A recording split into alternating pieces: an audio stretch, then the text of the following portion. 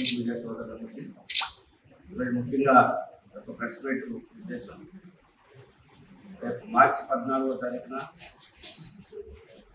పిఠాపురంలో జనసేన పార్టీ ఆవిర్భావ సభని ఏలూరు పార్లమెంట్ వేదికగా నాకు బాధ్యత ఇచ్చిన తర్వాత ఈ యొక్క పార్లమెంట్ నుంచి భారీ స్థాయిలో ప్రజల్ని, మా కార్యకర్తలు, నాయకుల్ని, మహిళల్ని, జన సైనికులు, జన మహిళలు అందరినీ కూడా అదేవిధంగా ఈరోజు పవన్ కళ్యాణ్ గారిని తీసుకుంటున్నటువంటి నిర్ణయాలు ప్రజల నుంచి విశేషమైనటువంటి స్పందన వస్తూ ఉంది. మరి ప్రభుత్వం, కూటమి ప్రభుత్వం ఏర్పడిన తర్వాత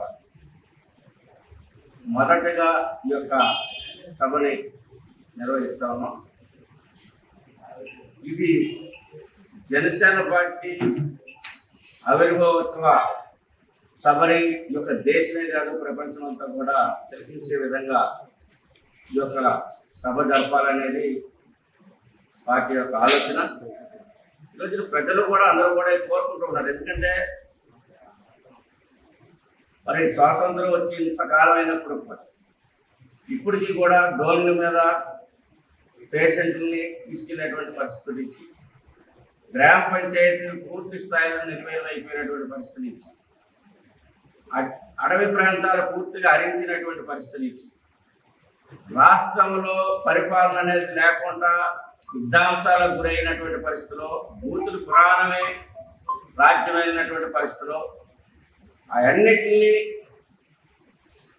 తీసివేసి ఒక సాంప్రదాయ విలువల్ని కాపాడేటువంటి, ప్రజల యొక్క మనోభావాలు కాపాడే విధంగా వచ్చిన రాష్ట్ర అసెంబ్లీ కానీ, ఎమ్మెల్యేలు కానీ, మంత్రులు కానీ, ఎంపీలు కానీ భాషా సరళే మారింది.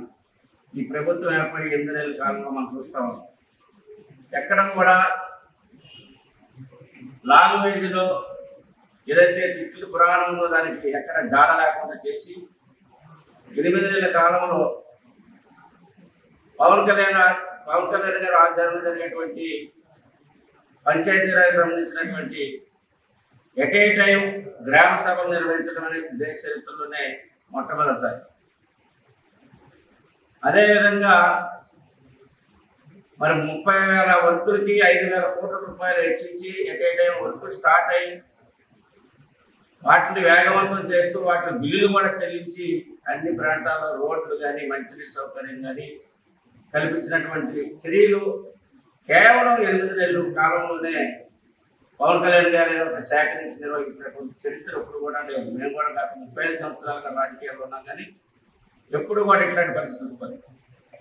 మరి ఈ రోజున ఒక నూతన వరవండి ఈ యొక్క ఆంధ్రప్రదేశ్ రాష్ట్ర ప్రజల యొక్క భవిష్యత్తును మార్చాలి, రాష్ట్రం అభివృద్ధి వైపు వెళ్ళాలి, నిరుద్యోగ యువతకి ఉపాధి కల్పన రావాలంటే కొత్త ఇండస్ట్రీస్ రావాలి, ఉపాధి అవకాశాలు పెరగాలి అనేటువంటి ఆలోచనతో ఇటు పవన్ కళ్యాణ్ గారు, అటు అడ్మినిస్ట్రేటర్ అయినటువంటి విజన్ ఉన్నటువంటి ముఖ్యమంత్రి చంద్రబాబు నాయుడు గారి కోఆర్డినేషన్లో కేంద్ర ప్రభుత్వం ఒక పూర్తి సహకారం తీసుకొని ఈ రోజున రాష్ట్ర అభివృద్ధిలో ప్రధాన భూమిక పోషిస్తా ఉన్నారు. ఈ తరంలో జరిగేటువంటి జనసేన పార్టీ ఆవిర్భావోత్సవాన్ని ఘనంగా నిర్వహించాలనేది ప్రజలకి అన్ని విధాలుగా అర్థం అవ్వాలి.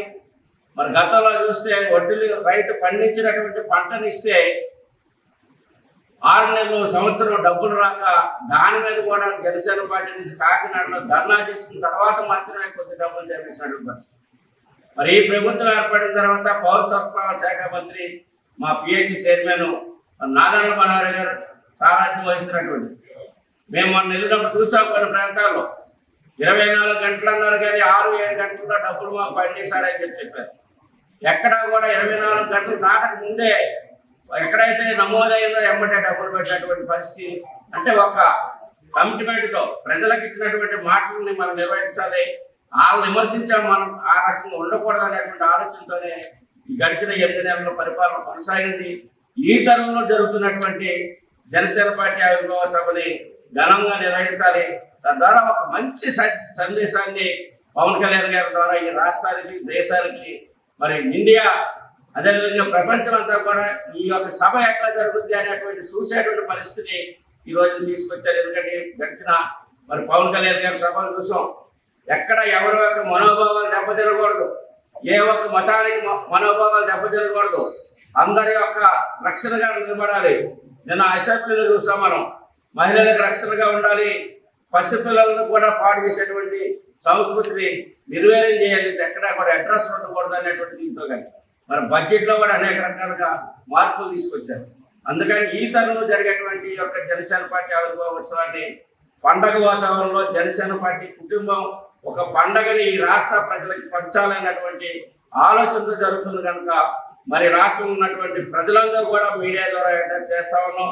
అందరూ కూడా ఈ యొక్క సభకి పాల్గొని ఈ సభను విజయవంతం చేసి ఎవరైతే నీతిగా నిజాయితీగా పనిచేసినటువంటి నాయకత్వానికి మనం మద్దతు పలుకుతామో అప్పుడు మాత్రమే ఆ నాయకులు కూడా ప్రజలు ఆదరిస్తున్నారు కనుక ఇదే విధంగా మనం ఇంకా ముందుకు వెళ్ళాలి, ఇంకా బాగా పనిచేయాలన్నటువంటి ఆలోచన సంకల్పం వాళ్ళలో కలుగుద్ది. ఆ రకంగా ఈ యొక్క సభను విజయవంతం చేయాలని చెప్పేసి మీడియా ద్వారా అందరూ కూడా పిలుపునిస్తున్నాం.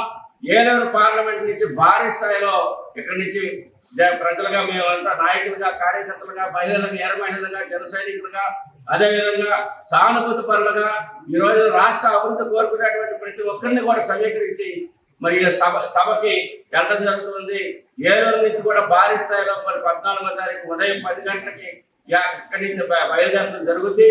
అన్ని కాన్స్టిట్యూన్సీలు కూడా మరి నేను ఈరోజు నూజివీడి, అదేవిధంగా రేపు చింతలపూడి, శనివారం ఆ కైకలూరు, ఇట్లా రోజుకు ఒక కాన్స్టిట్యూన్సీలో మీటింగ్ పెట్టి అక్కడ ఉన్నటువంటి నాయకులు, కార్యకర్తలతో మాట్లాడి ఈ యొక్క సభ విజయవంతం కావడానికి పనిచేస్తా ఉన్నాం. మరి కోటి ఆశలతో వేల ఊసులతో రెండు మనసులను ఒకటి చేసే కమనీయ దృశ్య కావ్యం కళ్యాణం. మీ ఇంట జరుగు శుభ వివాహ వేడుకలలో మన సంస్కృతి సంప్రదాయాలు ప్రతిబింబించేలా సుమనోహరమైన స్వర్ణ వర్ణాల సంగమంతో ముస్తాబైంది మీ చందన వారి కళ్యాణ కోవెల. అందరికంటే విభిన్నంగా ఎక్కువ కలెక్షన్స్ చౌక ధరలకే నవవధువుల కోసం ప్రత్యేకంగా కాంజీవరం నేతకారులచే రూపుదిద్దుకున్న వేవేల వర్ణాల పట్టు చీరలు, కళా నైపుణ్యం కలగలిసి మీ అభిరుచికి అద్దం పట్టే పట్టు పదనిసలు, అప్ టు డేట్ కలెక్షన్స్ తో మీ ఇంట వివాహ వేడుకలకు కావలసిన డిజైనర్ సారీస్, ఫ్యాన్సీ సారీస్, పెట్టుబడి చీరలు, ladies chudidars, dress materials, ghagras, gents suitings and shirtings, men's branded readymades, complete kids wear collections తో మీకు అపూర్వ స్వాగతం పలుకుతోంది మీ చందన వారి కళ్యాణ కోవెల.